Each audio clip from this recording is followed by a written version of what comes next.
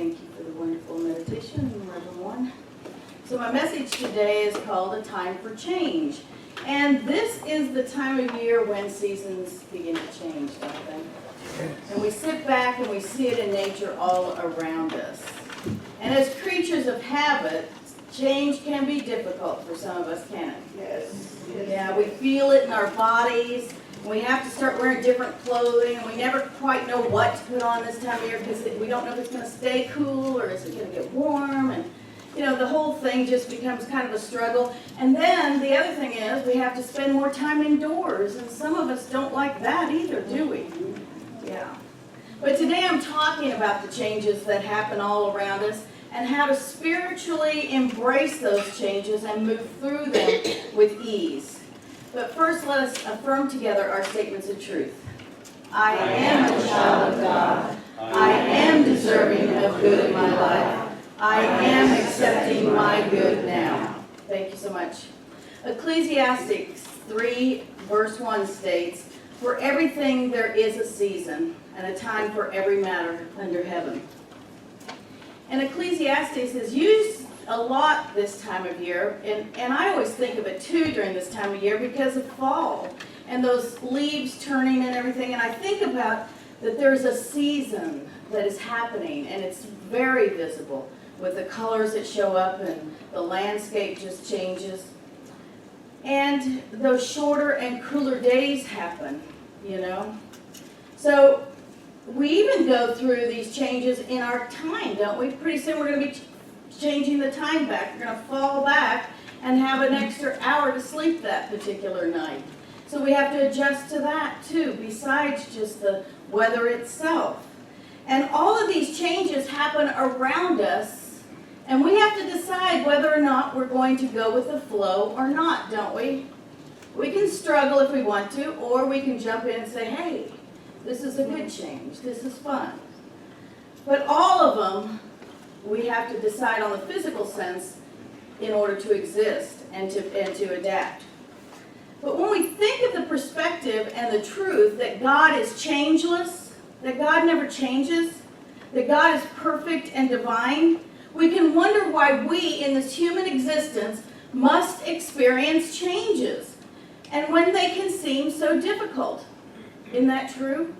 It's kind of like an oxymoron. But I think if we believe in the oneness of God and that we believe that everything is in that oneness with us, that everything on the earth is, then we need to take our cues from nature. Because nature shows us how to ebb and flow through the seasons. And it shows us how we are meant to change throughout those seasons too. And the thing about it is that we tend to struggle and resist those natural flow of changes that are happening all around us. But if we look at the picture a little bit differently and say, hey, it's fall, this is great, I get to spend more time indoors so I can clean my house better or whatever, I get to see the rain fall and the leaves tumble, and it's just like watching a movie of beauty. But we have to realize it, and we have to embrace that time, and we have to know that in the flow of the oneness of God, that all things are happening around us and through us and as us, just as it is out there in nature. And the most important thing is that we know all of this is okay, because guess what? When things change, we have to learn and grow, don't we? And the most important thing is that we get to learn and grow spiritually, because we can take this all in and count it as a spiritual experience. Well, in 1965, the Byrds released a song that includes verses from Ecclesiastes 3, and it always comes to mind to me during this time of year. And in fact, when I sent out the paragraph that's in the newsletter, Jez typed back right away and said, hey, we're going to sing Turn, Turn, Turn. And he said, of course. And I said, okay, great, of course. And of course, it's that song that I love to hear this time of year, because to me it just kind of gears you up for those changes that are happening. And so we're going to use some of those verses today from that chapter, and we're going to look at them metaphysically and take it in and kind of figure out how we can embrace this better and see the changes in a whole new way. Well, the thing is that when we look at some of the changes that happen in life, sometimes we embrace them and sometimes not. People are usually good about embracing a newborn baby, aren't they? People say, oh yeah, a new baby, yeah, this is great. But when somebody dies, people think, oh, you know, they don't know how to respond to that. Or they're not sure how they should be around somebody who has had a death in the family. And the thing is, if we understand the truth of the spiritual law that there is no death, that our spirit lives on forever, then we can view death as a transition instead of as something final and something that is ever-ending, you know, and that it's a sad thing. And that idea of looking at death as a perspective of making a transition makes it easier for us to embrace that and say, this is a change that could be good, right? And we have transitions all through our lives, really. We might transition from adolescence to adulthood, or middle age to being a senior citizen. You know, the minute you start getting those ARP mailings in the mail, you kind of go, what the heck? You know, senior citizen, no. Or what's really, I think, would be the hard one is when you go into a restaurant and somebody will say, do you want the senior discount? That will probably put me over the edge. But, but we have to learn to embrace them, don't we? And the thing is that when we embrace these transitions, it doesn't change who we are, does it?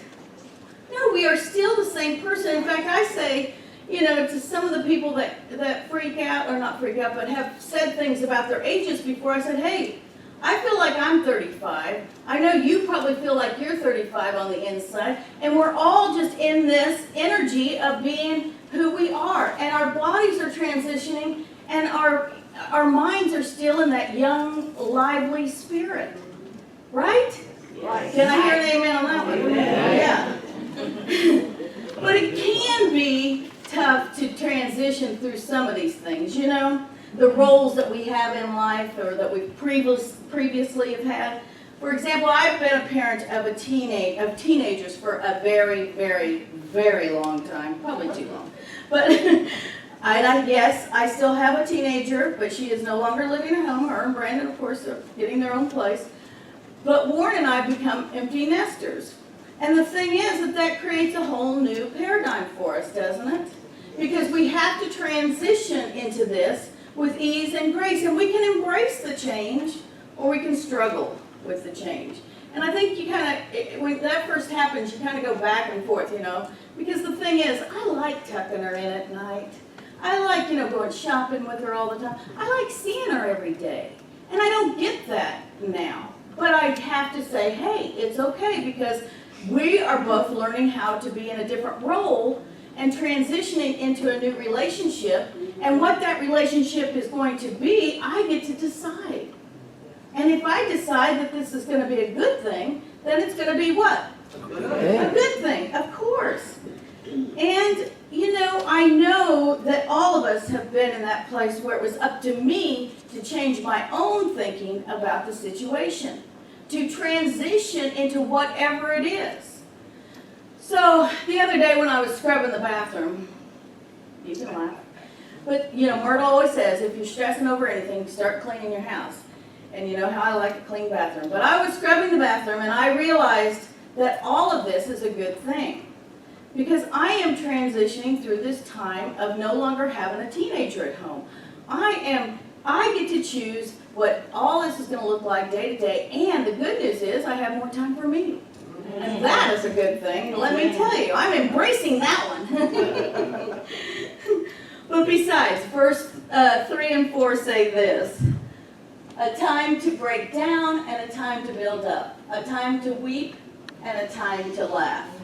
And believe you me, as a mother, and I'm sure all of you out there have been through this, you have those moments of feeling down and where you just want to weep, you know? And we've had those moments where we've wept to the point where we've laughed, and we've had those moments where we just looked at them and laughed. And all of that is part of transitioning into these different stages. But I think we need to realize that it's okay to cry sometimes. And we need to tell our children it's okay to cry sometimes, because it's just a release.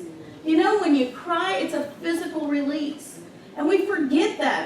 especially as we start to become adults. And if somebody starts crying, we think we want them to stop crying, instead of allowing them to just release those tears and move through it. Transition through whatever is going on within you.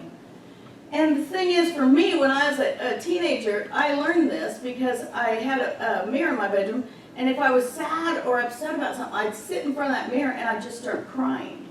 And I'd be looking at myself, crying, and pretty soon I have to start laughing because you look so foolish, you know what I mean? And so then I would start laughing and realize whatever it was I was crying about is not that big a deal. But if we don't go through that idea of transitioning through whatever is happening in our lives, whatever is bringing that sadness, or whatever is crying in our hearts, if we don't go through it, then we're blocking that flow. And guess what? It's going to show up later in life. So it's okay to cry once in a while. It's okay to release that. It's okay to be silly and giggle sometimes, isn't it? That's another release. So there is a time to weep and a time to laugh. And I totally believe in letting go of those things first before you can embrace the good that is there. You have to release what is standing in your way in order to be open to embracing. Charles Fillmore, co-founder of Unity, wrote this in Christian Healing, in the text Christian Healing. In scientific prayer, realization is the high point of attainment. With concentrated spiritual attention, man can affirm in faith that God's Spirit is present and that he, man, is one with the God presence. And so you might be wondering what scientific prayer is. Well, Fillmore defines scientific prayer as the silence, that time of meditation and being in the silence. And of course, the silence from the revealing word is a state of consciousness entered into for the purpose of putting man in touch with divine mind so that the soul may listen to the still small voice. You see, this is when it is that time to seek and a time to lose. Because this is probably one of the most difficult things for us to do, and yet it can be the easiest thing for us to do. Because in the silence, we make that special connection with God, don't we? When we're in meditation and we actually enter into that place where we're no longer thinking about our grocery list or, another person or what you're going to have for lunch or any of those things, and we're just in that centered beingness that Reverend Warren was talking about during meditation today, then we know that we have loosed ourselves from that little small mind thinking, and we have found that place where we are quiet and in the oneness with God, and it is from that place that we truly connect, and we can all the answers will be revealed to us. And I know that we can all struggle with that process. Probably one of the biggest questions Reverend Warren and I get asked is how do I meditate and go into the silence? And there's no set answer for any particular person. You have to find your way. And yes, there are tools we can use. There are tools we can use and learn and to arrive there. But it is up to each of us to embrace that and open up to that and truly be in a place where we're no longer using our small M mind to be thinking. And when Reverend Warren talked about being in the meditation, and he talked about that in his message last week. And when we say that we are just being with a capital B, that's when we are just in that essence of being still and being one with God. And that's what we strive to do. And in Unity, they suggest that we do meditation every day. And the Fillmores, the co-founders of Unity, they even said pick a particular time to do it every day. They chose 7 and 7. They said, it's 7 o'clock in the morning, 7 o'clock at night, we're going to take our 20 minutes to meditate. But you have to find something that will work for your schedule. But if you make yourself consistent, you will see the changes and the good coming forth for you. And guess what? Even in Ecclesiastes 3, there is a verse that says, a time to keep silent and a time to speak. So do you begin to see how rich these passages are and how they reveal to us a message? And, I even invite you to reread that whole chapter after sometime this week and see what is revealed to you, because there are little pieces that could come forth for you for your own life. But this is important because, change does not have to happen around us. Change can happen within us and be about us. And we can embrace it and we can be a part of change when we think of it in the right way. Right? Do you understand that? And so we have to look at, things in our lives. And here's some questions I have for you. Whoops. Oh, so when is the time to speak? Yeah. This is, I don't know where I am. Oh, yeah, back one. That's what we need. We need those questions. That's where they are. So what do you want to change in your life? Think about it. What do you want to change in your life? And have you thought about how you will proceed to succeed? And these are important questions if you're embracing change. And are you ready to embrace the change? Because if you're not ready, then you might as well forget it. Go back to prayer. Go back to taking away anything that's blocking the flow of your good coming forth. Do you understand that? Yes. And if you don't have definitive answers for these questions, then, take time in the silence and ask one of these questions as you go into meditation. Just take one of them and ask yourself, what is it in my life I want to change? And take it to prayer and meditation and see what is revealed to you. When we have that connection with God, when we are in that oneness with God, it changes everything, and those answers will come forth. Jesus entered the silence numerous times and prayed and blessed the substance at hand. And we saw this over and over again in the Bible, don't we? We see it in the New Testament, the feeding of the 5,000, the wine at the wedding, and the oil in the lamps are all examples that represent blessing the substance at hand and multiplying those blessings. So you see how important it is for us to take time in the silence. Because what will be revealed is the multitude of blessings that are waiting for us, that are longing to be expressed through us as us. And Jesus wasn't exclusive on this. Jesus was the way shower. So Jesus is saying, that we are here. He is here to show us how to do this same very thing. And if we believe that we are capable of that, then guess what? We can do it. That's right. And all we have to do is take time to be still, to connect with that ultimate source of all there is, which is,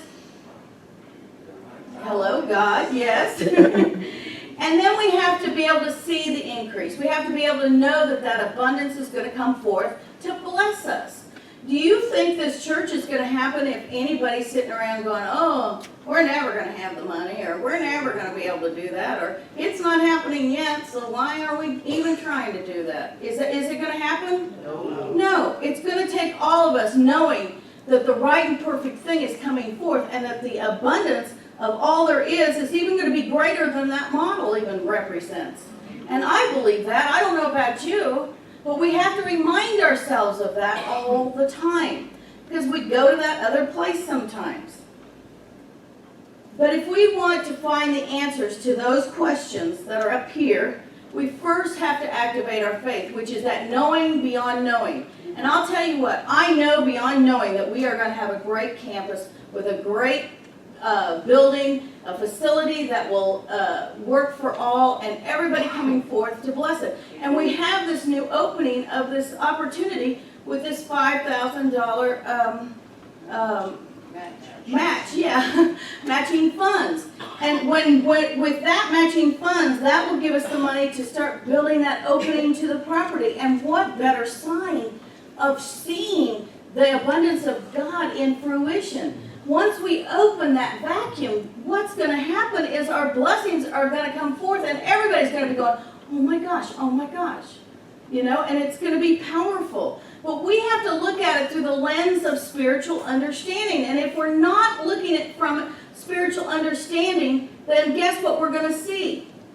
We're going to see all the negative stuff. And that's what we're going to drag behind us all the way down the street. And I don't want to carry that baggage. I don't know about you, but I want to let it go and be in that place. So then we have to remember that when we're in that silence, what comes forth next is that time to speak. So when is it a time to speak? Here you go.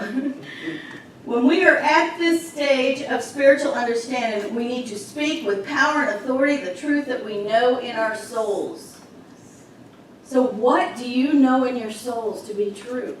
Because that's where we have to speak from. That's where we need to live from. That's what we need to bring forth in our every day. And the thing is, when you wake up in the morning, don't think about what's hurting or what's aching or what you need to do. Think about the spiritual truth that you are a child of God, that you have all that you need in the universe. Come from that place and you will see a shift in what is happening all around you in your day. And you no longer think about that, because once you open that portal to your soul, I like to say, I mean, it just comes, it just rushes through, and you just start blessing everybody around you. And who doesn't want to be around the people that are blessings? I do. Yeah. But when we enter meditation and the silence, we can hold on to this affirmation that Fillmore explained as opening up to the abundance of all there is in meditation. And here it is. Let's say it together, shall we? The invisible substance is genuine to my abundant thought, and I am rich in mind and in manifestation. So this is a seed to plant. And when we plant that seed, there is a time to be planted and a time to be plucked. And that's the thing. We won't even have to pluck it. It will be sprouting up all around us. And that's how it works. It will manifest in our lives as abundance in all things that we do. And you know, we can kill our old thoughts of lack. And that's what we're going to have to do if we want to see this, if we want to see our lives different, if we want to see change in our lives. We have to kill those thoughts of lack. We can't think that we're not good enough, or that we aren't smart enough, or we're not thin enough, or we don't have enough of anything, because we do. We have the abundance of all there is moving in and through us. And enough enough of, I don't know how to say this. There isn't enough because, there is enough because, but we need to cross out enough. Does that make sense? No. But maybe I should read what I wrote at one point. The whole thing is that we have to speak the words that we want to see come forth. And what we want to see come forth is all the good that we are. We don't want to label ourselves as not good enough or smart enough or pretty enough or thin enough or whatever those enoughs are. We cross those out of our mind and just think of what there is. So we have to look at, so that's why I say we kill those thoughts, okay? We just cross them off. And then we heal from that, don't we? If we've been thinking that or thought that, then we can heal from those. The minute we deny any power that they have in our lives, we heal. So then that moves us to verse 8, a time to love and a time to hate, a time for war and a time for peace. Now some people struggle with this because it's like, hey, now you're back to hating and you're back to war again. But think about this. Don't think about all that being on the outside of us for a minute. Think about it being on the inside of you. You know? So maybe it's time to change our thoughts of hate through the power of love.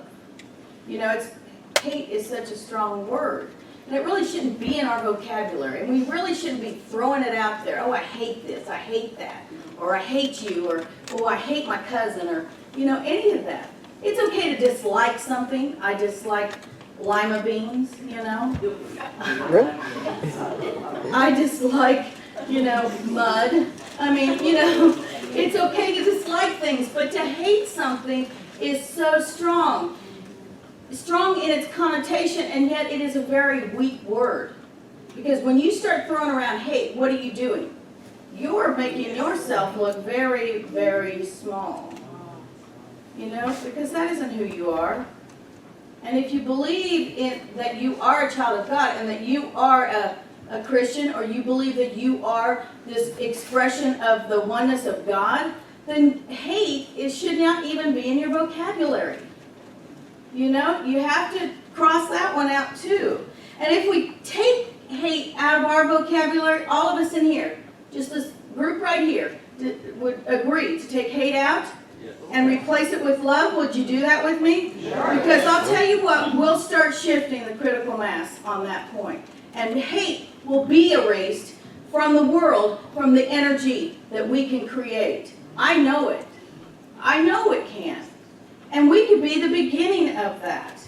You know, and we have to embrace that change. You know, Gandhi always said, be the change you want to see in the world. But we have to do it with our words. We've already had that lesson a couple weeks ago. But we have to do it with our thoughts and our words, and we have to take away the words that don't need to be in our vocabulary. And you know what? When we take hate out of the world and nobody ever uses it again, it's no longer a word, guess what? What are we going to have?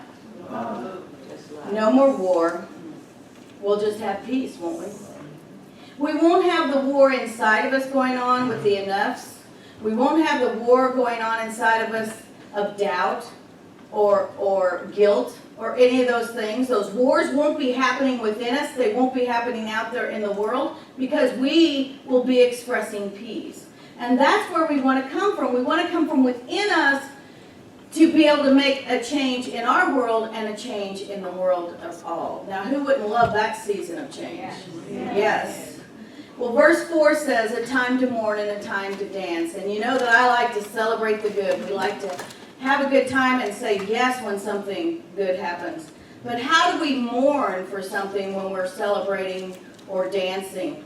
Well, think about it this way. Let's look at this verse this way. We need a time to relax and a time to have fun. If you look at mourning as being that time that we need to have some quiet time, that we need to sit back and regroup, that it's okay to stay home and relax and breathe through something and not have to go to every party that happens. It's okay to just say no to somebody that wants you to go shopping with them if you feel like you just want to stay home. Sometimes we have to just take our time to be, and that's important. And we have to also take time to dance and celebrate, don't we? And we have to have a good time doing that. All right. All of us need time to sit back, relax, and recharge our mind, body, and souls through meditation and entering the silence. It's easy. When we take time to meditate, we will have all the energy we need to dance. And I don't know about you, but how many people meditate on a regular basis and feel the energy after they've meditated? I mean, it's like, yeah, you feel it, you know it. It can just change your body. It can change your thinking and your body and your soul, of course. So speaking of which, in unity, the verse 5 says, you know, a time to embrace and a time to refrain from embracing. In unity, we love to hug. And for those that you were new, I hope we didn't hug you too much. But, you know, there is a time to embrace. There is a time to give somebody a hug. And I'm one that picks up on people's energy. So sometimes I'll just grab somebody and I'll just hold them because I'll feel like that's what they need in that moment. But we also need to know what refraining from embracing means. And that, to me, what came up for me is, you know, the thought of we need to refrain from overindulging in things like candy or cookies or cake or sugar, you know. I know the kids are in church today, so they're probably going, no way, but you know, there is that refraining that needs to take place sometimes. And if we take it to the mind, we need to refrain from things that we say sometimes that we don't believe to be true about us. How could they be true about somebody else? If you say something about somebody and you don't believe it for yourself, then don't be saying that about somebody else, right? Right. Everybody understand that? Yeah. All right. So there's a time to throw away stones. Oops, there's the embracing. A time to embrace and a time to refrain from embracing. That's the free hugs from last year from Bonnie hugging. See the free hug sign? We had volunteers even doing it. People were coming up to us saying, can I wear the free hug sign and hug people? It was great. BJ started that last year and we're going to continue. A time to throw away stones and a time to gather stones together. Now we all like things, don't we? We like to have our things in our house and we like to go shopping and get more things, whether it's a special shoes or you know, that special thing for your house or whatever it is. But you know, for me, what fall symbolizes and looking at nature and the leaves falling from the trees is a perfect time to clean out those shelves and those closets. Because I'm thinking, the trees are dropping their leaves. They're getting rid of stuff that's not going to serve them. And if they don't get rid of enough leaves, in Kansas anyway, it would freeze and then the trees would break and you would have major damage. Or you, like one year we had a big trunk of a tree fell on our back porch and fell into the ground and was stuck there till spring because the weight of it was with the ice worked as like a spike and it just went to the ground and they couldn't get it out until the ground thawed. So, you know, but it's a sure sign for me to let go of things. You know, if nature all around you is letting go, it's time for us to let go. And when we spend that time indoors, it's a perfect time to just say, hey, I don't need that outfit. I don't need that shirt. I don't need that pile that I have piled up in the corner. See, I put a pile there, but you know how we pile up stuff in the corner and then we think, oh, I'm going to get to that. I'm going to get to that and I'm going to sort through it. And I know some of it I have to keep, but some of it I'm getting rid of. No. Just scoop it all up and if you don't know what's in that pile without looking, then do you really need that pile?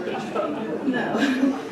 And so it works the same way with our material things. But we also need to look at, again, our thoughts and our words, because what are we throwing at people? What are we throwing? What stones are we throwing? And if we switch those up, we see a switch in everything. So use nature as a key. But can you think of something right now that you need to release from your life? Or can you think of the thoughts you've had that are holding you back from your good? And we're going to take a second, because you have a blank in your bulletin. And I want you to write down, that's in that space in your bulletin, what first thing popped into your mind with these two questions. Perhaps it's something particular that you need to get rid of, or perhaps it's something that thoughts you've been having about a certain person. Perhaps it's words that you've said that keep churning in your mind. Why did I ever say that? Why did I do that? And if you can't think of something, that's okay. I know later you'll think of something and you'll write it down. We're just going to take a second to do that.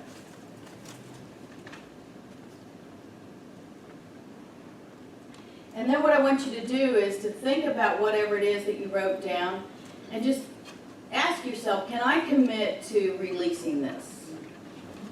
Can I commit to letting that go? And if you can, then that's great. I would love for you to do it this week. And if you can't, if you didn't think of something or you can't let go of it, then ask yourself why and take it back to prayer and meditation and see what answers are revealed for you. But at this point, we need to think about verse 7, which says, a time to tear and a time to sow. So what does that mean? You know, I think we've all been in a situation where we wanted to tear something up, or we had photos with somebody and we tore the other half off and threw it away. Or we had a letter from somebody and we thought, this is not something I want to read or keep, and you tore it up.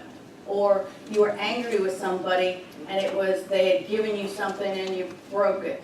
Or you had an outfit that you wore with somebody and they loved it and you're mad at them, and so you decide to throw that outfit away or give it away. I mean, we tend to do this in our lives, which is kind of a natural thing. Yeah, I think a lot of people are shaking their heads, yeah, I've done that before. But when we do that, think about it as a form of release. Don't think about it with any guilt or shame or remorse. Think about it as a form of release. Because anything that we are trying to get away from, that we are trying to tear or get away from, is a form of release for us so that we can move on. So you might have had guilty thoughts about it, or you might have felt bad about doing that, or you might have felt, you know, I mean, I know I've torn the picture in half before, you know, and I was thinking, oh my gosh, I probably shouldn't have done that, but I did a whole album that way. And then gave the album to my son, my oldest son, who was just pictures of me at that point. and him with happy occasions. But anyway, but you do that as a release, and you have to just be able to say, look at the humor of it and not look at it as being something you have to beat yourself up with. The other thing that we've had to tear ourselves away from is people sometimes, don't we? We've had people in our lives that haven't been the best for us, and we've had to tear ourselves away from them. Not that you're going to wish anything bad or hate them or any of that kind of thing. In fact, you want to tear yourself away in a form of love, and if you haven't done that with that person, that might be something to work on as far as releasing. Because the minute you change that energy to love, you again are opening up a portal of your own spiritual growth. And all these things that happen still hold memories in our hearts and can still hold that place of love if we switch how we're looking at it, if we change how we're looking at it. And so that's another time to embrace change. But this verse to me also speaks to our creativity, and that's why I put create up there. Because a time to sow. We sow ideas all the time. The abundance of all there is comes through us as divine ideas. And if we are open and receptive to those divine ideas, guess what? We'll receive them. And if we've ever had a thought to do something or create something or be something, there's other people out there that have had that same thought, right? We've all seen that happen on Made for TV. Or Shark Tank, we've all had these things, ideas we've had, we didn't implement it, somebody else came along and did it, and then we go, wow, I had that idea like 5 years ago. Well, hello, you could have been the millionaire. But the thing is, these ideas come through us, and it's up to us to be embracing the change, to say to ourselves, hey, this idea has come. What do I have to do in my life right now to change in order to put that into fruition? So we have to be in that channel of receptivity and be in that place of being willing to do that. And every divine idea that comes through us can stay in that divineness, if you will, and come forth as what it is supposed to be if we continually go back to being in meditation and the silence. Because that's where we can check and align and see if we're taking it the way it's supposed to go. Instead of letting our ego jump in and make it all about us. We keep it going from where it originally came. So that is when taking time in meditation can bring forth and manifest heaven here on earth. Because heaven on earth is what? Inside us, around us, through us. Yes? Yeah. Heaven on earth is up to us to see and embrace. And if we are not embracing change, then what are we doing? We're cutting off our good, aren't we? Yes. Yeah. So there is a time and a season for everything. And now is the time of embracing change. And we can change our lives by following the guidance of God that is moving and creating through us, and by following the examples of nature all around us and the changing seasons. And this is a season of change. And it is up to us to make time to look within through meditation, through entering the silence, to find everything that is longing to abundantly bless us. Thank you for being here today. God bless you.